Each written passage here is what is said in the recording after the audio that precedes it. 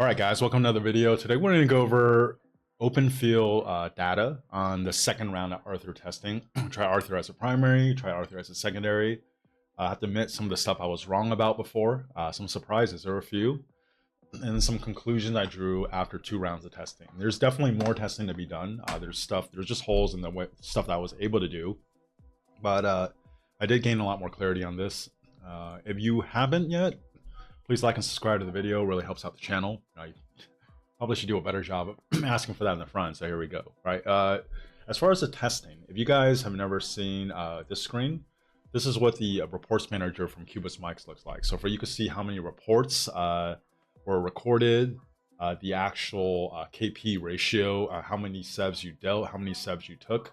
Right. That's very important for anyone that wants to do open field testing because, for example, the battle simulator is simulating, it could simulate DPS, right? Or like 1v1 in like a duel situation or rally garrison. But open field is a lot more fluid. There's a lot of dynamic stuff that happens. If you're not actually running a march in the open field and then recording the reports, I feel like almost all of the data you could claim from it is just not that valid. Just because how do you actually back up your data if you're not recording open field fighting, right? So that's the reports manager by Cubist Mics, and I'm going to plug in him again. But we're going to cover some ideas, right?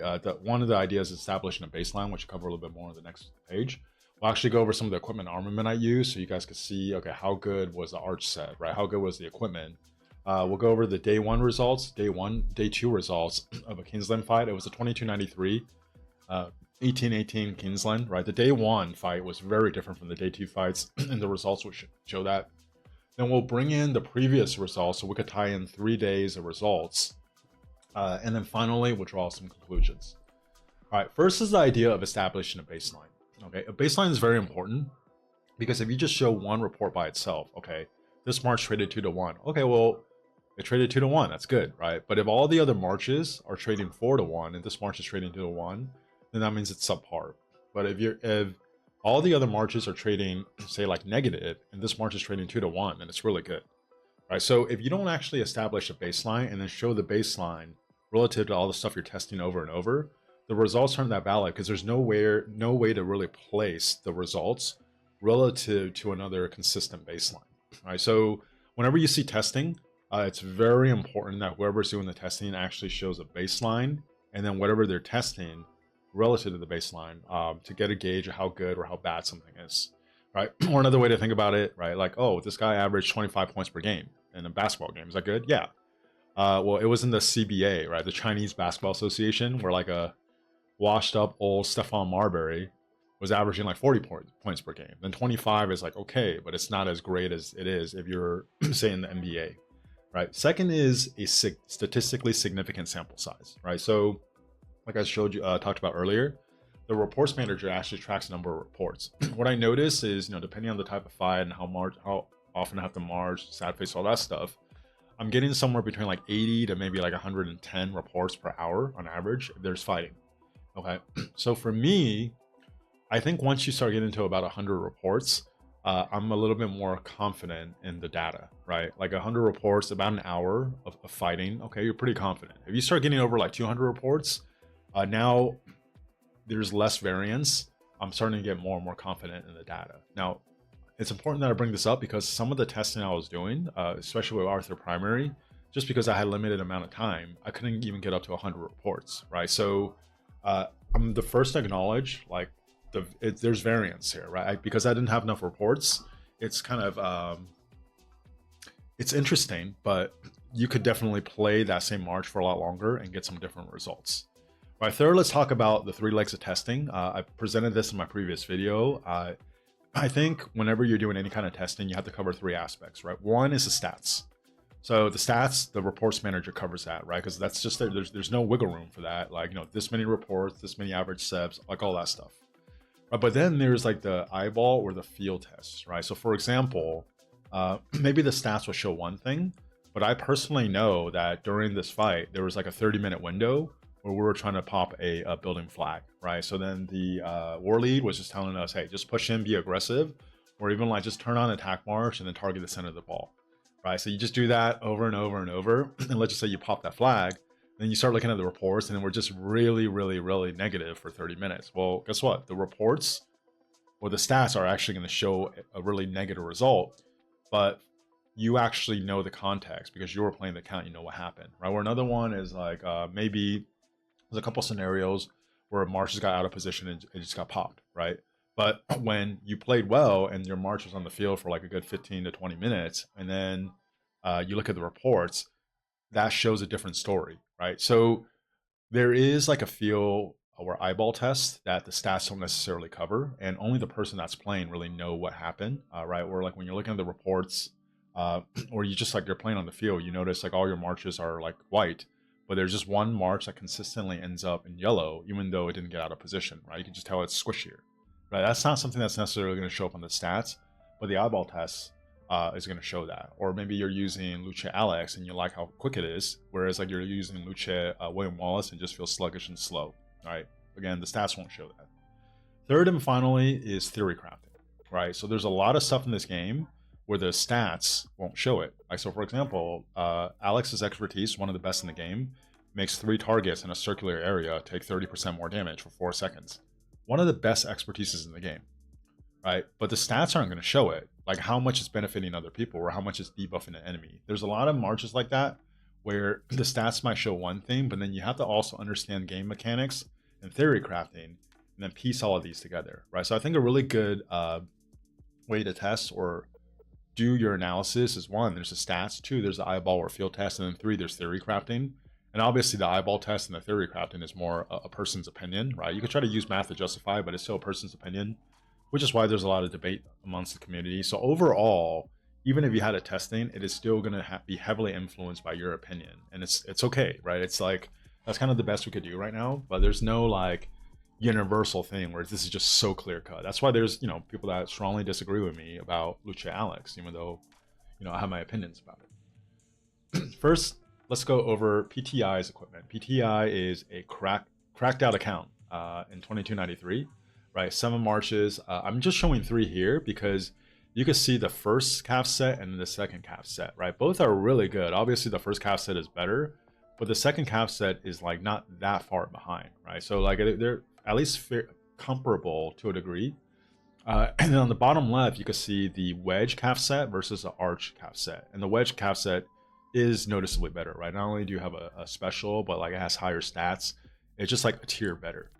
Right now, if you compare that to the archer set, it's probably like one of the best archer sets in the game, right? Everything is awaken 5 crit, only the gloves are at awaken 2, right? Which you'll get there pretty quick, and then 4 special inscriptions, right? This is important because one of the baselines I used was ZL Herman, so it's important to keep in mind, right? If you're, for example, using this arch set versus this archer wedge 4 special inscription set, there's a huge difference between the quality of these two, or even like quality of the equipment.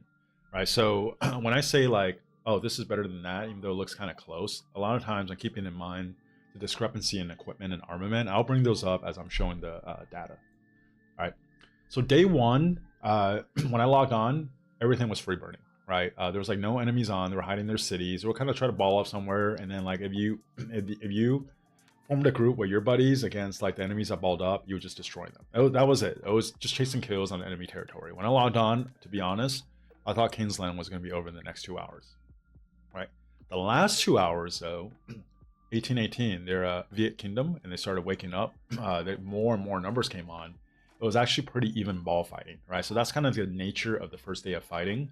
And you can see, you'll see day 1 compared to day 2. Day 1 is massively positive, right? So the 3 baselines I wanted to establish for every one of these is Luce Alex, right, over here in the very top row, Ragnar Scipio, and then ZL Herman, the bottom 2.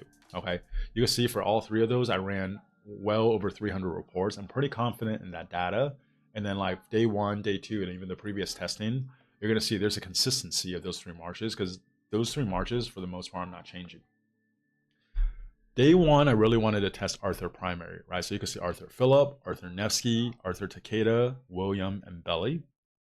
And just to be honest, beforehand, if I had a guess, I was actually guessing and hoping that Arthur Belly would do the best, just because if I could do Arthur Belly, then I could actually run Nev Joan. It would be 2 really solid cap marches for me, just because I don't have Hua, right? It turns out, actually, as far as the data goes, Arthur Nevsky was by far the best, right? You can see he was doing the most sebs and also traded the second most positive. The Arthur Phillip traded the most positive, but the average seb was really low, which is kind of interesting because when I ran Arthur Phillip before, it actually didn't trade the best, but it was doing by far the most damage, right? Or the most sebs. Now, it's important to keep in mind, right? 3 of these reports, I couldn't even get up to 100 reports just because I didn't have enough time. So the data is one thing. From a feel standpoint or eyeball test, Arthur Nevsky was shockingly good. Even the first time I used it, I'm like, okay, that thing felt tanky. It felt like, it was doing enough damage when I looked at the reports. And then obviously the stats back that up. I wish there was more reports to really back that up. But like initial reaction, Arthur Nevsky was my favorite Mars to use out of all the Arthur primary pairings. Arthur Phillip, before I used it, was a very different. It traded like 2 to 1, right, which is good, but it was actually doing even more damage than LC Alex. Except this time, for some whatever reason, it's really low. Maybe it was the time I used it. I kind of wish I could test it more. I will bring in my previous testing data just to kind of compare it with this, so you guys could see what I was talking about before, right? But as far as day 1, if I had to pick a pair where I was very impressive, that I think is the best, it would be Arthur Nevsky, and it wasn't particularly close. Okay, I did want to show the Huo William and Nev William because they had the same armament, same equipment, and at this point, I do have to admit, I think Huo is better than Nevsky. I've been a big Huo hater, and I've been a Nevsky supporter. But as a primary, using the exact same thing, over 100 reports on day 1, not only did Huo do more damage, but also just traded better, right? So like, you have to give credit. I do think Nevsky brings a little bit more as far as like, debuffing the enemy and all that stuff. But this Huo also was not expertise, right? And I'm a pretty strong believer because I also have done testing, right? Reports manager without the expertise and with the expertise.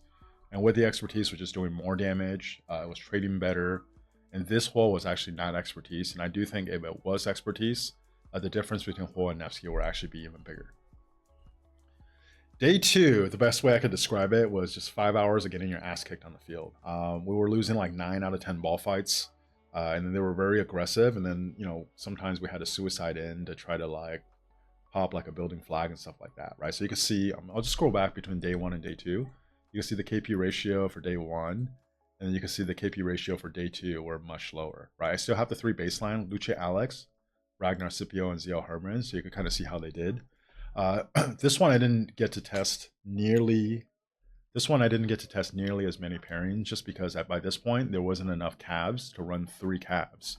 So I actually had to run 3 archers, and then I just decided to just switch between Huo and Joan primary, Arthur secondary to do the testing, right? And if you see on the screen there, the results are pretty shocking because after the first round of testing, when I did it on my account, the Joan Arthur was really, really good. But this one literally traded negative with 200 reports, right? Now, there obviously is some like timing and stuff. There was a part of the fight where we were doing really, really bad trying to pop up building flag. So that probably has something to do with it. But I did also run Joan Arthur enough where having a feel for the two, like just personal like eyeball test, I have to admit, it just felt like Huo Arthur was doing better than Joan Arthur when I was able to compare the two. And just for a reference, the Nev William, right, I was running with the Huo Arthur with Joan Arthur that had the second best calf set and the second best wedge set, right, and which is actually fairly comparable. And you can see even that did better than the Joan Arthur, right? So big L for the Joan Arthur for day 2. And you can see obviously like the Ragnar Scipio actually kind of shine in that situation where you were just losing a lot of fights. And that's kind of the results from day 2, right? Now I do want to tie into the results from the previous testing. So this is not PTI's account, this is my account. And you can see the baseline marches, there's actually way more reports for Luce Alex and Ragnar Scipio, like 1800, right? So that one is like rock solid. I would just run over and over and over. Now, it's important to note this was fighting at a lower competition level. And even though there were times when I was getting cheeseburger or we're trying to support a fort build and everything, but whenever we actually balled up, for the most part, we won, right? So you can see the KP ratio is going to be a lot more positive than even the day 1 fight when we were winning. But for this one, something really interesting to note is that Arthur Phillip actually did the most sevs, over 200 reports, right? So if you look at day one here, Arthur Phillip was like almost like near the bottom doing sevs. But on my personal testing, the very first time I did it using this arch set, it actually did the most sevs out of any of the marches I tested on average, over 200 reports, right? And then this is actually my armament set. So on the left is my wedge calf set, on the right is my arch calf set. Obviously the one on the left is much better, right? You can still see the baseline, Ragnar Scipio, ZL Herman. In general, even though this one doesn't necessarily show it, Lucia Alex will do the best trades, will do the most sevs, right? And then ZL Herman will actually do higher damage, but then trade worse than Ragnar Scipio. That's the general trend I noticed. This one, it's a little different, but you can still see how the baseline does. And you can start seeing the other marches, right?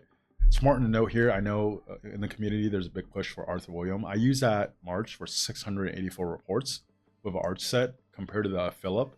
And not only did it do way less damage, but it also just traded worse, right? So you can make an argument that Delta is better, but I don't think Delta is so much better for William than Phillip that these two results should be so different, right? And really my conclusion is that Arthur William is pretty mid at best.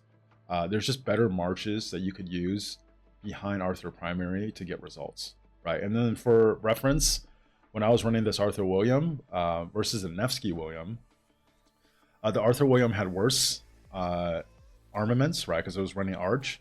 The Nevsky William was actually running my second best calf set, which is actually fairly comparable to the first one. And you can see the results are actually pretty close, even though you could make a case that the Nevsky William got a bigger boost from the wedge armaments. I at this point, I'm really confident in saying that I don't think Arthur William's that good, right? From day one of testing with PTI's account to this, and even being able to compare side by side Arthur Phillip and Arthur William with the same armaments, I just don't see it. The data doesn't show it. The eyeball test doesn't show it. Theory crafting doesn't show it. I just don't see it. And then finally, you can see my Joan Arthur, right? 617 reports. Not only did it trade the second best, right? But even like the damage was higher than all but like 3 marches for me personally. So I had really good results with Joan Arthur personally, but then running it on PTI's account, it actually had the worst results. The reality is it was probably somewhere in the middle. I think this part of the fight, we were probably doing stuff that was really bad for your trades. But if I had to be honest, I do think Hua Arthur is better, especially if you check the expertise. That would be my opinion. All right. Finally, let's actually reach some conclusions, right? So I showed the 3 baselines, LC Alex, Ragnar Scipio, and ZL Herman for day 1, day 2, and the previous. So you can kind of see how they compare to each other and then how they compare to some of the marches I talked about, right? You can see the Arthur Nevsky, not enough reports, but the Arthur Nevsky actually did really well relative to the baseline. Nothing does as well as Lucia Alex, just over and over again, right? But the other marches, Arthur Nevsky is legit. Second one, you can see the baseline, and you can see how Hua Arthur did relative to Joan Arthur. I do think if you check the expertise for Hua Arthur, the average sevs per report would be higher, just because you have a lot more sustain on the field. And I actually think you do just straight up do more damage. Right, and third and finally, you can see, this is my personal report, you can see the baseline, and you can kind of see how the Arthur Phillip did with 200 reports relative to the baseline. Right, so to draw some conclusions, and again, none of this is actually conclusive, right? Because like with any testing, there's like flaws everywhere. I'm first to acknowledge there's a lot of flaws in the way I did testing. But if I had to pick the best parent march with the Arthur as a secondary, I think it's Hua Arthur with the expertise checked. I think it's better than Joan Arthur. I haven't used both side by side. The Hua Arthur just feels a little tankier. And when it's like a little tankier, it's just like more solid. I feel like it's like overall, especially if you have the expertise, with the sustain and everything, it'll probably just be a better march in the field. Right, and Joan, it's not like Joan has really like that great of a buff for your allies anyways, right? So it's pretty like one-on-one comparison. With the arch formation, right, because I don't have the delta with like butterfly and all that stuff, I think the best Arthur primary, okay, this is actually written wrong. So the best Arthur primary pairing is actually going to be either Arthur Phillip or Arthur Nevsky. And if you force me to choose, I would choose Arthur Nevsky. It just felt good the whole time I used it. I just wish I used it more. Right, but like the field eyeball test, it's A+. The Theory crafting, it should work, right? Like it's tanky, it covers for Arthur's weakness, and that's one I would go with. But I think Arthur Phillip or Arthur Nevsky would be the two. The other ones I tested, I'm pretty confident aren't going to be as good, whether you use Delta or Arch. Third and finally, I didn't actually show the stats, but on day one and on my personal testing, I ran probably about 30 reports using Joan Phillip. I don't even know why. I kind of just like I guess like a fun thing to mess around with. And both the stats are actually very, very good. It's actually on par or better than what the best March did. But it was just so few reports, like 30 reports. I don't feel like I don't even want to show it just because it might be a little misleading. But it is definitely a dark horse, and it's something that if I was going to test again, I would probably test a lot more. And like, who knows? Maybe the best two cab marches is actually Arthur Nevsky and then Joan Phillip in the future, right? But again, need more testing. It's just a dark horse, a fun thing to consider. Finally, stuff that needs more testing, right? I said this over and over. You need more testing, establishing a baseline and then comparing Delta and Arch, right? The battle simulator doesn't work because it doesn't simulate open field. Dueling doesn't simulate open field, right? Like someone with comparable Delta and Arch sets, probably Chatsky, needs to actually test this with a reports manager and then with enough statistically significant data comparing the two to determine which one's better in the open field. Theory crafting wise, I think it's pretty clear that it's Arch, but again, I don't have Delta, I can't test it. So, for all the people that are Delta lovers, hopefully someone else would test it and send the results to me, and I would love to be proven wrong.